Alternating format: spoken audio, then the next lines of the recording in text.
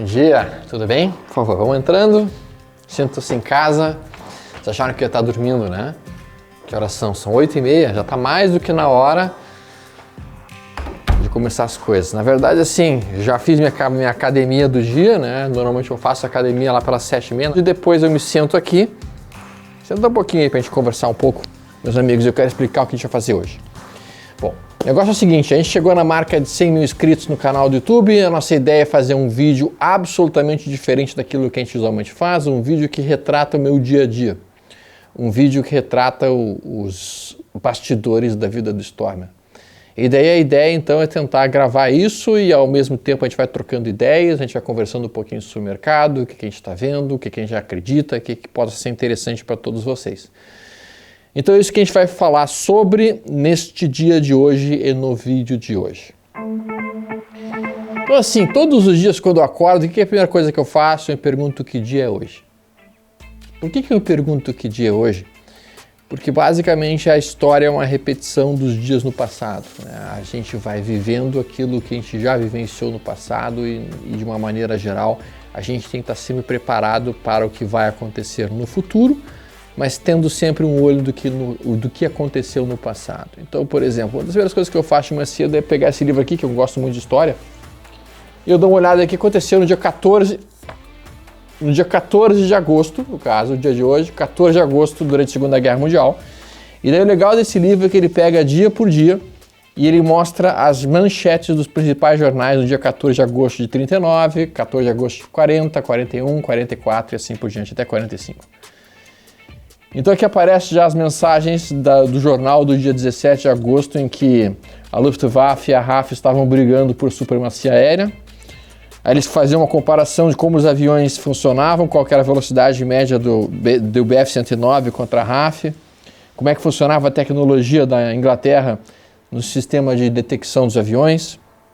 E aí o mais interessante de tudo é quando eu vou lá para o final da guerra, lá para 1945, para ver o que aconteceu no dia 14 de agosto de 1945, aparece a bela notícia que o dia 14 de agosto de 1945 foi quando oficialmente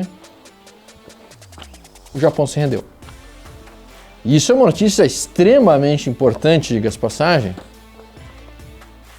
E a gente tem a rendição oficial do Japão. Daí ele explica, o Japão se rendeu incondicionalmente, trazendo ao mundo a paz depois de 6 anos de guerra. As notícias foram anunciadas simultaneamente na Inglaterra, Washington e Moscou. Depois de ter lido tudo isso e aprendido um pouco sobre o que aconteceu naqueles anos, eu começo a pensar qual que é o momento atual. E a gente sabe que nós estamos numa sexta-feira, véspera do exercício de opções, que será segunda-feira. E isso automaticamente já me diz que eu não esperaria um dia muito direcional hoje. Sexta-feira, véspera do exercício de opções, apenas 2 coisas podem acontecer. A coisa mais frequente é o mercado ficar de lado o resto do dia, o dia inteiro, sem nenhuma oportunidade muito clara nos principais papéis de opções. Por quê? Porque as instituições que estão compradas nos papéis, eles não vão deixar o papel cair. Nem a Vale, nem a Petro, nem Itaú, nem nada. Porque eles querem que essas opções sejam exercidas. As instituições que estão vendidas nesses papéis também não vão deixar que os papéis subam. Então hoje o mais provável seria uma briga de titãs dentro de um range, dentro de uma consolidação, sem que o mercado se desloque muito. Porém, isso acontece mais de 90% das vezes. Porém, acontece um outro detalhe que é importante os amigos terem conhecimento. Às vezes, em umas determinadas sextas-feiras antes do exercício das opções, acontece o que chama de squeeze. O que é o squeeze? Aparece uma notícia impactante, e aquela notícia impactante começa a forçar o mercado numa direção, as instituições não conseguem segurar aquela posição e o mercado começa a desabar e as pessoas compradas começam a ter que vender posições, vender posições, vender posições, vender posições, e quando vê o mercado dá uma despencada violentíssima. Isso é o mais raro, mas pode acontecer e a gente tem que estar ligado em relação a isso. Ontem, na verdade quarta-feira, a gente teve o exercício do índice futuro. E o que a gente presenciou com isso? A gente presenciou um dia de lado, grande parte do dia, na verdade com uma forte pressão de venda, boa parte do dia, e no final do dia entrou uma compra e empurrou o mercado. trazendo no mercado para fechar praticamente como um doji. Ontem a gente viu venda o dia inteiro. Na verdade, o dia começou um pouquinho comprador, uma certa pressão de compra, o mercado tentou bater 3 vezes uma resistência, não conseguiu ultrapassar e afundou. E afundou pesado, toda a parte da tarde. Aí o que eu faço de manhã? Geralmente eu venho para cá, essa aqui é a minha estação, vocês estão vendo? A estação de casa, eu tenho uma estação em casa e tenho uma estação no escritório. Tá? Essa estação aqui de casa, em que eu consigo daí fazer basicamente as minhas diferentes gravações aqui, né? Com a câmera, com a tela e assim por diante. A live, vou ter que ligar aqui a câmera quando eu vou fazer alguma gravação, né? E daí eu dou uma ligada aqui na luz também. Eu sei que vocês não querem me ver tão feio assim, então eu boto uma luzinha um pouquinho melhor. Aqui a gente tem nosso microfone, o microfone que o Keller providenciou pra gente. Então a gente tem aqui basicamente toda a nossa estação. E aqui eu consigo monitorar praticamente todo o mercado com essas 2 telas. Agora vamos ver se eu consigo colocar mais 2 telas aqui em cima para poder ter um pouquinho mais de visualização do que está acontecendo no mercado e poder acompanhar um pouco mais alguns ativos, né? E a gente pode estar vendo aqui a gente tem uma tela focada no índice futuro. Então aqui eu tenho futuro gráfico diário, futuro 60 minutos, futuro 10 minutos.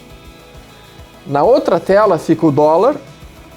Aqui fica o papel que eu acompanho frequentemente, que é Itaúsa e B3 e C3.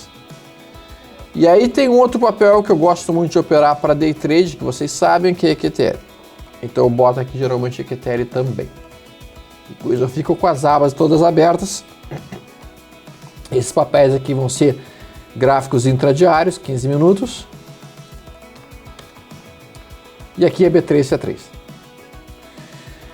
Depois eu vou mostrar para vocês como é que a gente faz depois que o pregão abrir. Agora são 8h45, o pregão não abriu ainda, então a gente pode conversar um pouquinho mais antes das coisas acontecerem.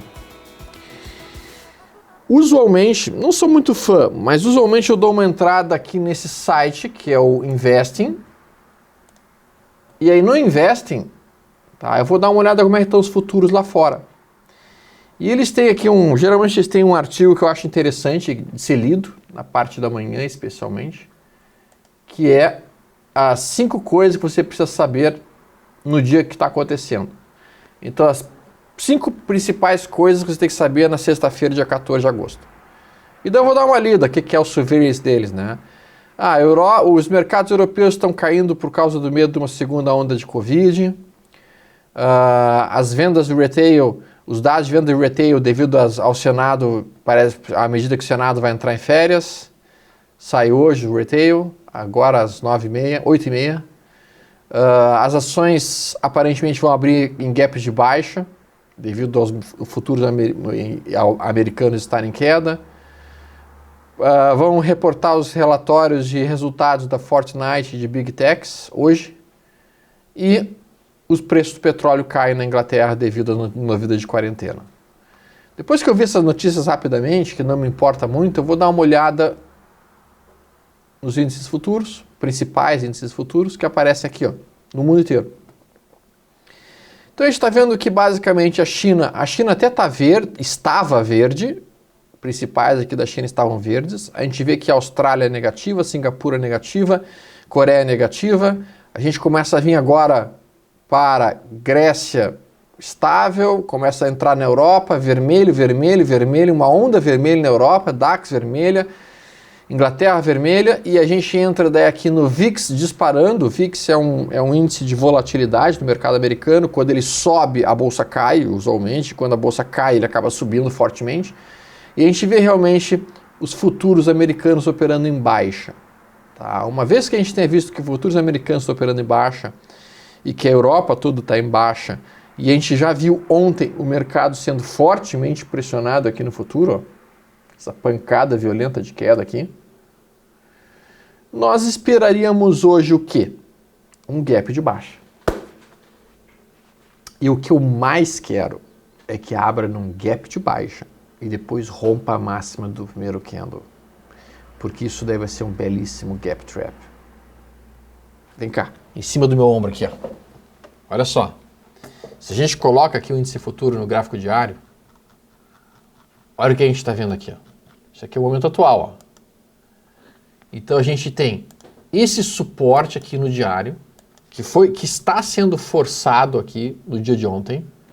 Se a gente abre num gap de baixa, o mercado vai estar tentando perder esse suporte. Se ele no segundo candle do dia ele rejeitar essa perda, isso é um gap trap, isso empurra o mercado para cima. E aí a gente volta para dentro da congestão. E é o que eu quero. Então o que eu mais quero, aqui está os 60 minutos, e olha como está sobrevendidaço. Eu vou dar um zoom in aqui, vou aumentar essa tela para vocês poderem ver melhor. Olha como está sobrevendidaço aqui o estocástico lento. Então tudo que eu quero é um gap de baixa. É o que eu mais quero. Eu quero um gap de baixa aqui. Um gap de baixa e que o primeiro candle já mostre compra, já termine em alta. Quando romper essa região aqui, o mercado vai estar mostrando que ele rejeitou a perda do suporte e ele volta para dentro da congestão. E daí eu posso operar na ponta da compra. Tá? Eu já estou planejando que se acontecer o gap de baixa, eu vou esperar o rompimento da massa do primeiro candle para tomar a posição, stop na mínima para tentar voltar onde? Tentar voltar no mínimo para a média móvel aqui, ó. Voltar para 102,540, que seria a zona de resistência principal do mercado no dia de hoje. Com isso já tenho o plano desenhado para o índice futuro. Claro que pode acontecer outras coisas, a gente pode ter um gap de alta, por exemplo, o que seria bem raro, com o mercado lá fora caindo e com as notícias péssimas que a gente tem na economia no momento atual e inclusive com a pressão de venda já produzida pelo vencimento das opções, eu não esperaria um gap de alta hoje, seria surpreendente um gap de alta de hoje. Se aparecer um gap de alta hoje, ou se aparecer mesmo um momento em que o mercado fica estável, uma abertura estável, isso vai me surpreender. E eu não gosto de ser surpreendido. Então, quando eu sou surpreendido por um movimento, ou quando o mercado faz um movimento que eu não estava esperando, eu vou esperar um pouco mais para tomar alguma decisão do que vai ser feito, porque eu vou ter que me readaptar àquela situação que o mercado está produzindo. Eu vou ter que repensar o que o mercado está fazendo, já que a minha leitura inicial não estava correta. E isso talvez seja uma das principais coisas que um trader precise ter, flexibilidade. Mas ao mesmo tempo em que ele tem que ter flexibilidade, ele não pode ser afobado. Enquanto o mercado não abre, temos 10 minutos ainda, deixa eu mostrar para vocês minha biblioteca, só para vocês terem uma ideia do que eu gosto de ler e como é que eu faço as minhas coisas. Olha só. Então aqui é minha biblioteca do dia a dia, basicamente. Deixa eu tirar isso daqui. Quais são os livros que eu considero interessantes? Assim, eu sempre digo o seguinte, tá? Livros têm uma função, serem lidos. Eles não tem que ficar numa estante basicamente funcionando ali para mostrar, olha como ele realmente... Não, então assim, eu tenho livros espalhados por toda a casa, você deve estar vendo. É livro aqui, é livro ali, é livro de tudo que é lado. Para mim, livro tem que estar espalhado em todos os lugares, porque muitas vezes eu pego um livro desses, eu estou lendo umas duas ou três páginas, aquilo já me traz um insight, me traz uma ligada. Então, nesse lado aqui, eu coloco a literatura que eu digo literatura fácil, né? A literatura que é apenas para divertimento. Vinhos. Aqui eu gosto de literatura de nerdzinho, então tá ali um livro do Batman, tem um outro ali do DC. Esse livro aqui do Musashi, que é a história de um dos maiores samurais que já existiu. Aí aqui entra os livros de Segunda Guerra, eu sou um fanático por história, já devem ter ouvido falar, né? Então a gente vê aqui os livros de história, daí a gente tem o livro da Ayn Rand. Esse livro aqui, minha opinião, tá? Esse livro aqui é obrigatório que vocês leiam. Revolta de Atlas. Não tem nada a ver com o mercado, mas tem a ver com vida. Se vocês lerem esse livro, vocês vão entender por que e qual é o risco que o Brasil estava correndo nos últimos anos, especificamente falando, o risco que o mundo corre hoje em dia, né? A Revolta de Atlas, basicamente, é o quê? É uma história criada pela Ayn Rand, em que ela apresenta a ideia e o conceito de... Tá, olha só, tá todo mundo falando que os empresários são os bandidos, são os vilões, que os caras que têm empresas são os grandes maquiavélicos. Vamos fazer o seguinte... Todos os empresários do mundo, vamos sumir. Vamos deixar de existir. E aí ela vai mostrando o que aconteceria quando o Atlas, que é quem sustenta literalmente o mundo inteiro, decide de uma hora para outra jogar o mundo para fora dos ombros e ir embora. E aí aparece a situação de que o governo realmente não produz nada, de que o governo não consegue administrar de forma adequada absolutamente nada. Aquilo que o Milton Friedman tanto dizia, que assim... Se a gente entregar um deserto para o governo administrar, em 3 anos falta areia, porque ele não sabe administrar. Né? Então é bem interessante esse livro, vale a pena vocês lerem, vai abrir muito a mente de vocês. Depois aqui eu entro na parte de literatura que eu digo que é uma literatura que tem como objetivo melhorar a inteligência e tomadas de decisão. Então aqui entra 50 ideias de psicologia, aqui a gente está lendo inteligência emocional no trabalho, inteligência. Eu também tenho alguns outros livros que eu acho que vale a pena vocês lerem, que é o Momento Decisivo. Tá? E um outro livro muito bom que é Pensamento, Mente e Cérebro, que mostra como é que a gente funciona quando a gente está decidindo alguma coisa. Porque, na verdade, a atividade de um trader basicamente é o quê? É tomar decisões. Então, a gente está tomando decisões o dia inteiro, o dia inteiro, o dia inteiro. Então, a gente tem que aprender como é que a gente toma essas decisões, sejam elas certas, sejam elas erradas. Estava esquecendo, tem um livro que vocês têm que ler. Blink, Tomada de Decisão, Malcolm Gladwell. Muito bom o livro, muito, muito bom. Aí, depois que eu passo por essa parte de inteligência, vem aqui uma outra parte, que é basicamente A Conquista da Felicidade, Bertrand Russell. Aliás, Bertrand Russell tem que ser lido por vocês. Qualquer pessoa que não lê Bertrand Russell está perdendo. Ele é chato de ler? Sim, ele é chato de ler. Mas ele produz muita, muita, muita, muita inteligência para a pessoa que lê. E daí aqui Romanov, tá? Porque, vocês devem saber, minha família é russa, então eu gosto sempre de saber a história da minha família e gosto de saber a história do país de onde eu vim, de onde meus antepassados vieram. Então estou lendo esse livro agora, bem interessante. Depois eu entro aqui numa parte de filosofia dos super-heróis, e aí o pessoal pode pensar, mas que livro mais imbecil. Não, não é um livro imbecil não, olha que interessante, tem algumas perguntas bem legais, assim, do tipo assim, ó. Olha que interessante. Por que os super-heróis devem ser bons? Homem-Aranha, o X-Men e o Duplo Perigo de Kierkegaard. Então aqui ele apresenta as ideias de um filósofo chamado Kierkegaard, que falava do duplo perigo. Então ele fica como os filósofos leem por que as pessoas deveriam ser boas. E se a pessoa nasce boa ou se ela se torna boa porque a sociedade coloca, digamos assim, formas e moldes nela, ou se ela intrinsecamente nasce má e vai se tornando boa. Então tem uma série de sacadas fantásticas aqui dentro desse livro, ó, Super-Heróis e o Dever Moral. Por que os super-heróis são bons? Os quadrinhos, o Anel de Giz e assim por diante. Tem várias perguntas que a gente acha que que só tem bobagem nesse mundo dos quadrinhos, mas tem aspectos filosóficos muito fortes. Depois aqui eu entro no Asimov, eu adoro leitura de ficção também, e Asimov, na minha opinião, era um gênio, sem dúvida alguma. Eu gosto muito de Fundação, Limites da Fundação. Aí aqui sim começa o livro de mercado, né? Então aqui começa o livro de mercado. Esse aqui é um livro basicamente que... Esse tipo de livro aqui, ó, eu não sou muito fã, tá? Que seria basicamente, tipo aquele livro do Schweiger, né? Entrevista com traders famosos. Eu não sou muito fã desse tipo de livro. Mas volta e meia esse tipo de livro, por exemplo, Technical Speaking, seria falando tecnicamente. Dicas e estratégias de 16 analistas top. Às vezes tu abre uma página aqui e o cara te responde uma pergunta que pode ser interessante. Por exemplo, fale um pouquinho mais pra gente sobre o insider buying, os compradores nos setores para julgar a saúde de uma economia. A resposta do cara. A pergunta número 1 que nós tivemos em 1996 é: aonde está o consumidor? Nós não vemos muito a respeito disso. As ações do varejo deram um pico muito forte no início de 96 e a vasta maioria das preocupações de varejo viram então os principais insiders vendendo esse movimento.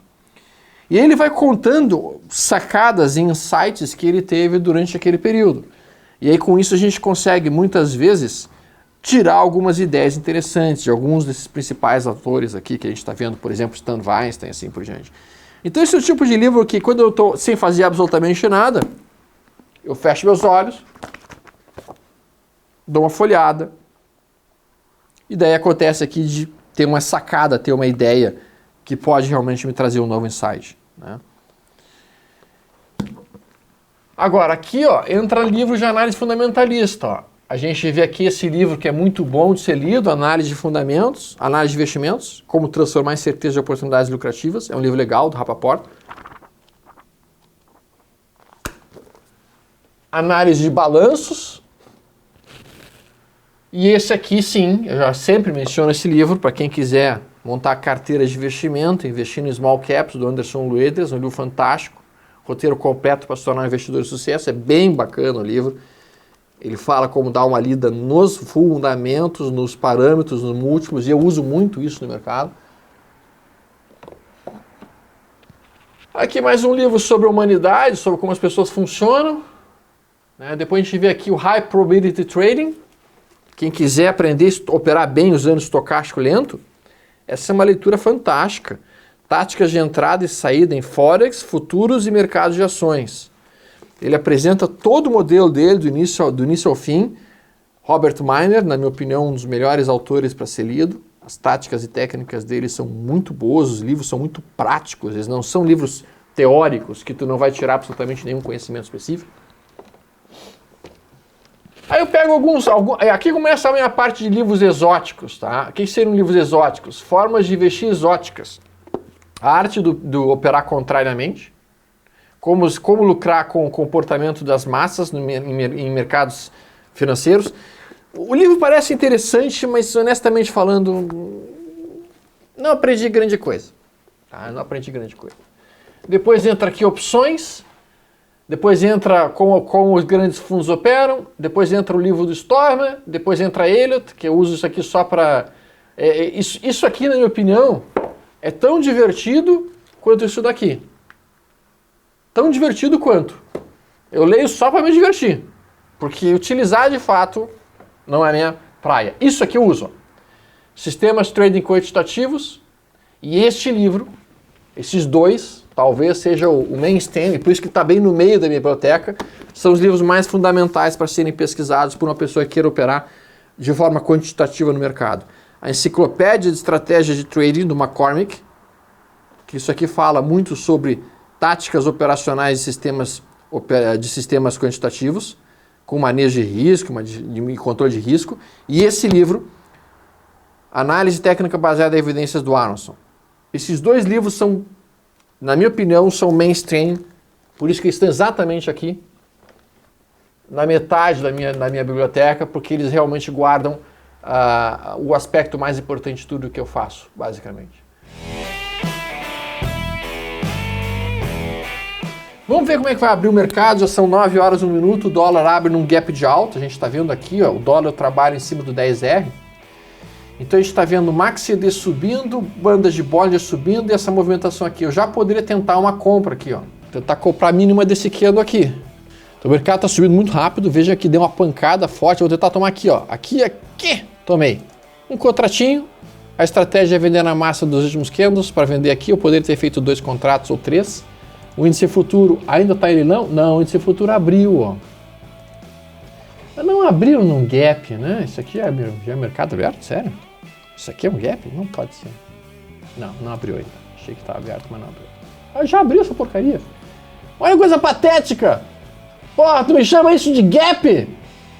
Que porcaria, desgraça. Isso aqui não é um gap, essa porcaria. Mas isso aqui não é queda, meu Deus do céu. Ó, abre aqui. Então o que o mercado fez? Eu queria que ele tivesse aberto com um gap aqui, ó, brutal, que assim, ó, 1000 pontos de gap. E aí eu tô falando de gap, não é essa bosta. Saco. Então assim, fica ruim de operar aqui daí, né? Ainda assim, eu vou deixar uma possível entrada com o meu plano, que é basicamente entender que o mercado está tentando perder uma zona de suporte. E se ele rejeitar essa perda, e opa, aqui embaixo, aqui, eu vou tomar essa posição. E aí, esse meu tamanho de posição, o mercado está muito rápido, nossa senhora.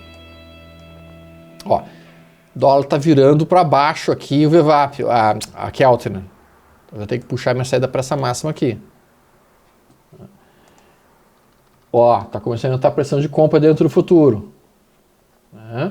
Então assim, qual que é o meu plano aqui? O mercado está tentando perder essa zona de suporte. Não conseguiu perder de forma eficiente. Se romper essa máxima, isso vai ser uma entrada, porque a gente volta para cá. Ele está sobrevendido nos 60 minutos. Então, meu plano é calcular o tamanho dessa amplitude de stop aqui, são 600 pontos de stop, e se eu quiser eu posso arriscar então aqui, através da minha estratégia, R$1.000, para buscar R$2.000 de ganho. Então eu boto aqui R$1.000 de perda máxima, e um ganho de 2.000. Ok. E daí se eu fizer, por exemplo, isso daqui com, vou botar 600 pontos de stop, nós poderíamos trabalhar aqui provavelmente com 8 contratos. Se eu colocar 8 contratos aqui, não, 7 contratos aqui, na ruptura da máxima desse candle, veja que o meu stop consegue ficar abaixo da mínima desse candle, que tem 500 pontos, e o meu alvo está aqui em cima. 2 vezes meu risco para cima.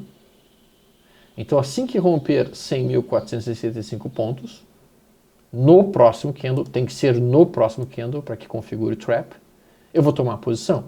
E daí meu alvo vai ser buscar justamente o meu alvo, que é a média móvel aqui em cima.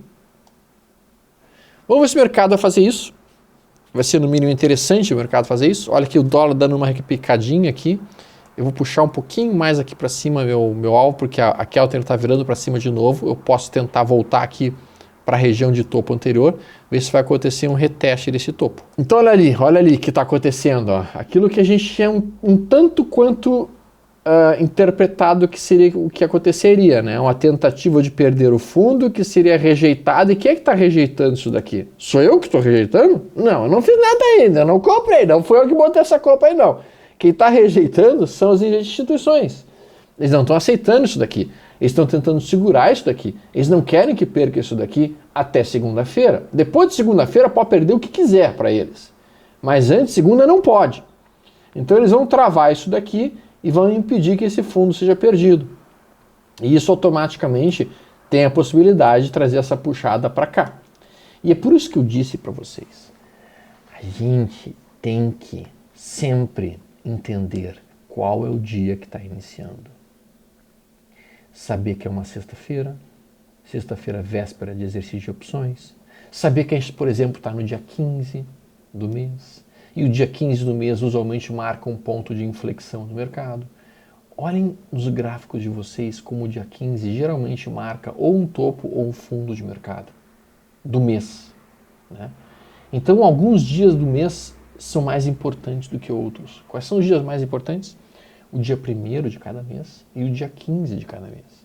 O dia 1º de cada mês, geralmente, em muitos papéis, é a mínima do mês, ou a máxima do mês. E o dia 15, usualmente, marca o V15, que a gente tinha já anteriormente descrito para vocês.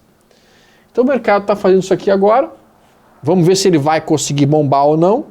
O dólar, eu sou obrigado a fechar a operação, já são mais de 400 que eu estou dentro desse trade, eu tenho que fechar o trade, sair do trade.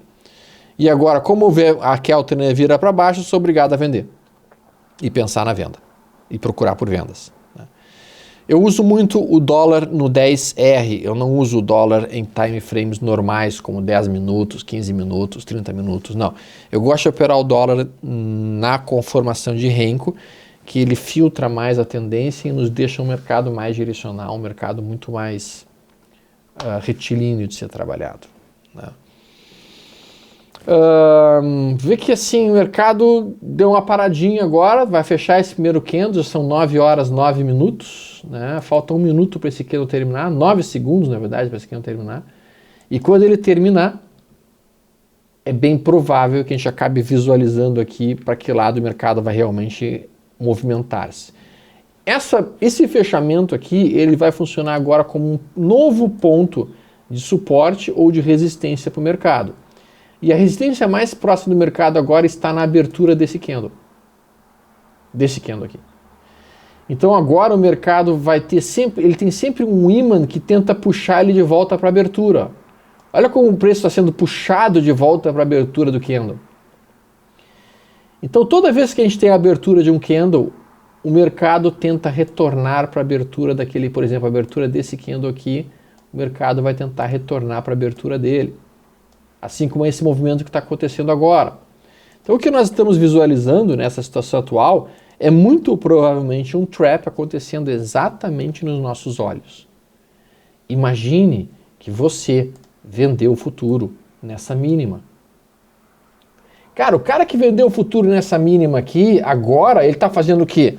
Ele tá se ajoelhando, tipo assim, papai do céu, por favor, não rompa essa máxima, não, papai do céu. Eu sou um cara do bem, eu sou um cara bonzinho, não faz, cai, por favor, cai, pelo amor de Deus, cai. O cara tá rezando, o que é um péssimo negócio. Rezar dentro do mercado não é uma boa ideia, pessoal. A gente não pode estar operando no mercado, rezando e torcendo. Não, a gente tem que estar sempre consciente daquilo que está sendo feito. Daqui a pouquinho vai estar abrindo esse trap que a gente está vendo aqui.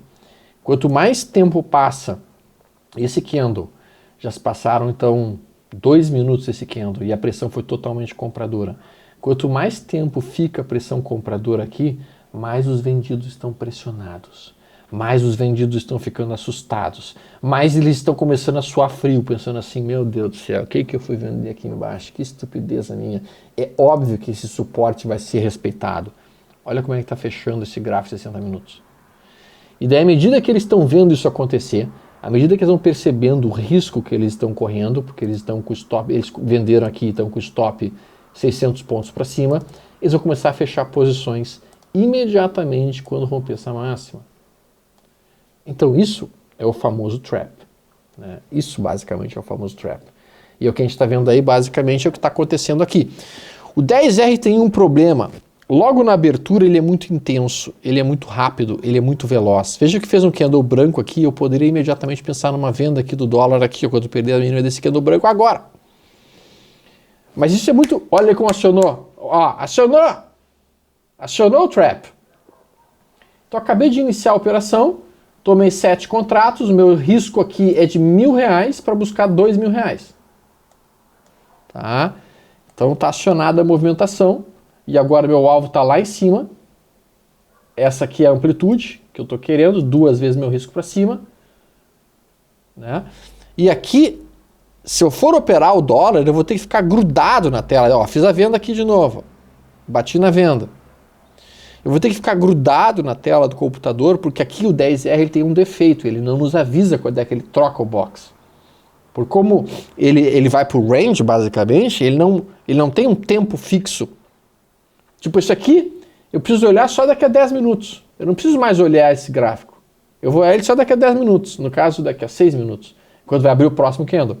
Agora, esse aqui, eu tenho que estar olhando para a tela todo o tempo, focado todo o tempo no que ele está fazendo, porque eu nunca sei quando é que vai abrir o próximo box, quando é que vai abrir a próxima caixa do Renko.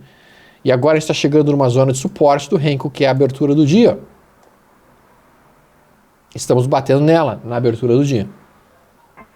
Ó, e agora está acontecendo uma coisa que não deve acontecer nunca. Nunca liguem para casa de um trader na abertura da porra do pregão. Quem é que faz isso, meu Deus do céu? Não se liga para casa de um trader nesse horário. Esse horário o cara tem que estar focado nessa porra. Então olha só. Aqui eu não tenho muito mais o que fazer. O trade está feito. Eu já calculei o risco, eu já calculei o alvo, a operação está montada. Agora é só deixar que a operação morra. Ou aqui no meu stop, ou aqui no meu alvo. Né?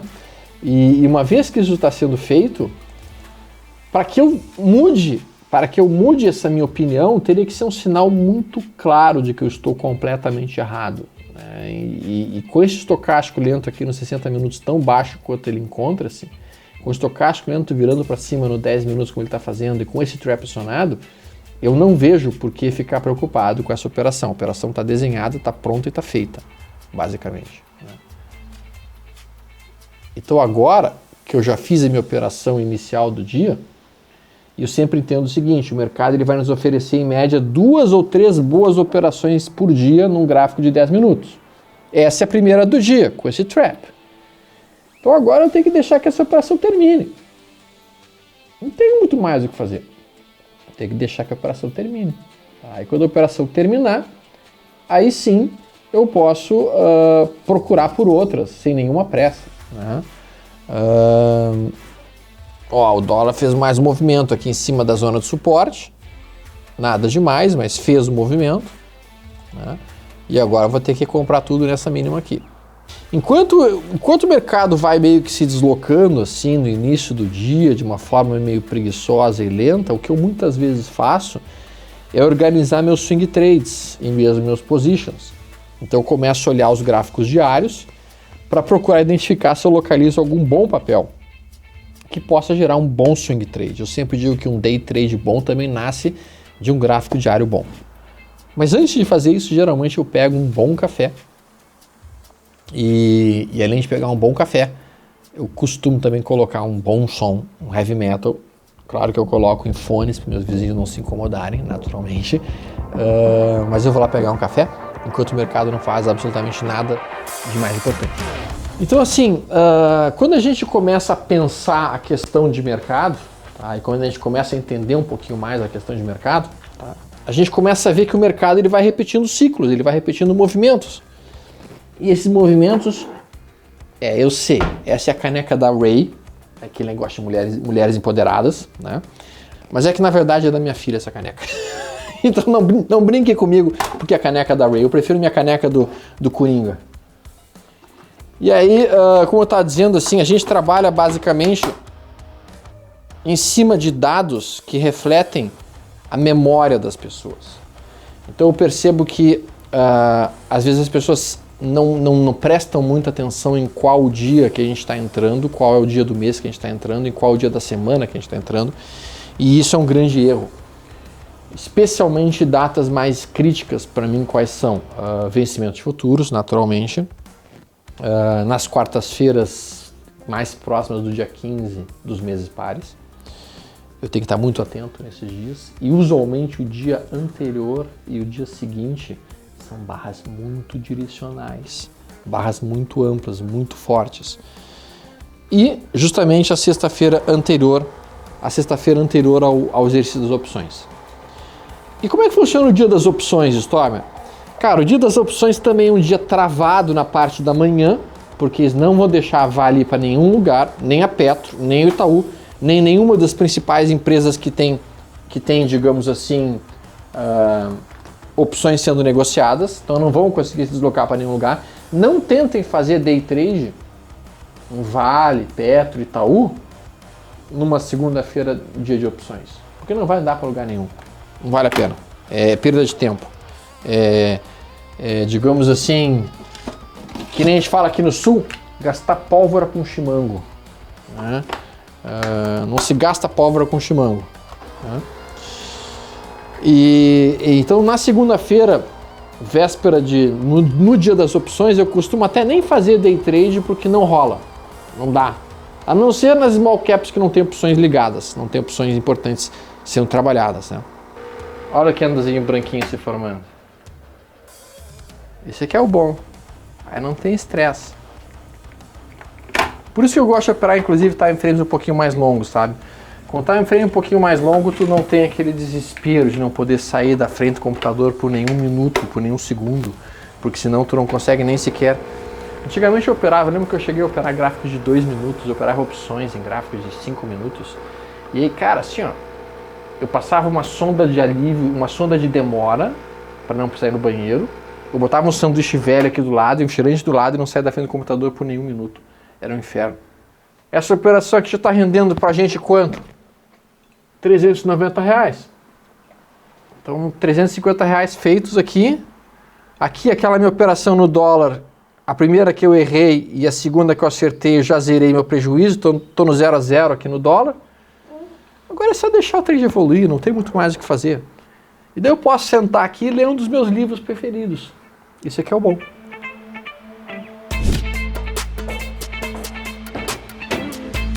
Oi, oi, oi. Fala, Bizi.